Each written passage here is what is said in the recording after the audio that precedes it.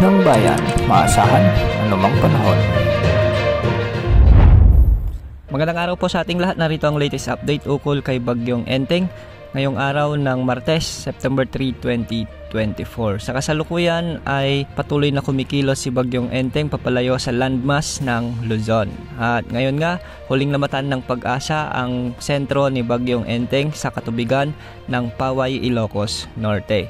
Taglay pa rin nitong lakas ng hangin na umaabot sa 75 km per hour malapit sa gitna at pagbugsong umaabot ng 125 km per hour. Kumikilos ito ng hilagang kanluran sa bilis na 25 km per hour.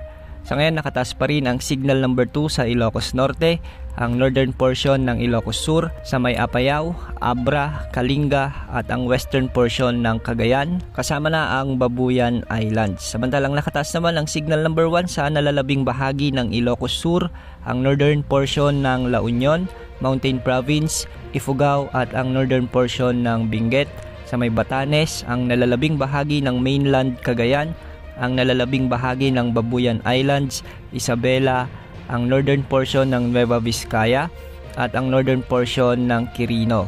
Ang mga lugar na ito ay nakakaranas pa rin ng mga masungit na panahon dahil sa direktang epekto ni Bagyong Enteng. Ngayong araw dahil pa rin kay Bagyong Enteng, asahan ng mga malalakas hanggang sa minsan ay may mga kalakasang pag-ulan sa may Ilocos Region at posibleng 100 to 200 mm na mga pag-ulan. Samantalang sa Cagayan Valley at Cordillera Administrative Region ay posible naman ang mga pag-ulan na 50 to 100 mm. Bukas asahan pa rin ang mga pag-ulan dulot ng bagyong si Enteng sa may Ilocos Norte, kaya posible pa rin ang 50 to 100 mm na mga pag-ulan.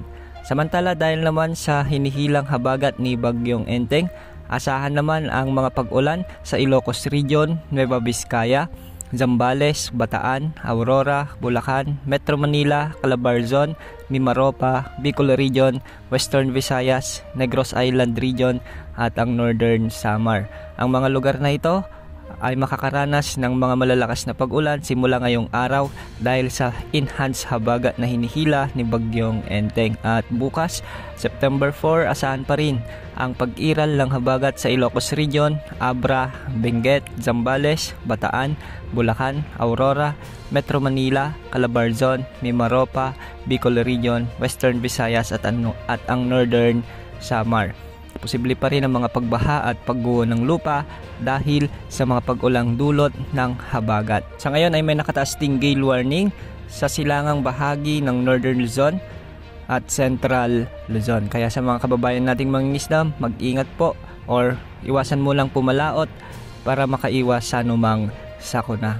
Para sa track at intensity outlook naman ni Bagyong Enteng, nakikita na si Bagyong Enteng ay patuloy nakikilos ng west-northwestward sa susunod na 24 oras at posible itong kumilos ng pakanluran sa may West Philippine Sea simula bukas September 4 at posible nitong marating ang Hainan, China sa Sabado, September 7 bilang isang typhoon category. Inaasahan na si Enteng ay lalakas bilang severe tropical storm mamayang hapon o mamayang gabi at typhoon category naman sa araw ng Huwebes. Samantala, isang panibagong sama ng panahon ang nakikita mula sa tropical cyclone threat forecast ng Pag-asa. Nakikita ito na posibleng manghatak uli ng habagat, ngunit hindi naman nakikitang tatama ito sa anumang bahagi ng ating kalupaan. Posible itong lumapit o mabuo sa silangan ng bansa at tutungo pahilaga sa silangan ng extreme northern Luzon sa mga susunod na araw. Sa ngayon, patuloy pa rin natin itong i-monitor dahil posible pang maraming pagbabago. Yan ang update sa lagay ng panahon. Ito po ang weather update ng bayan. Maasahan anumang panahon.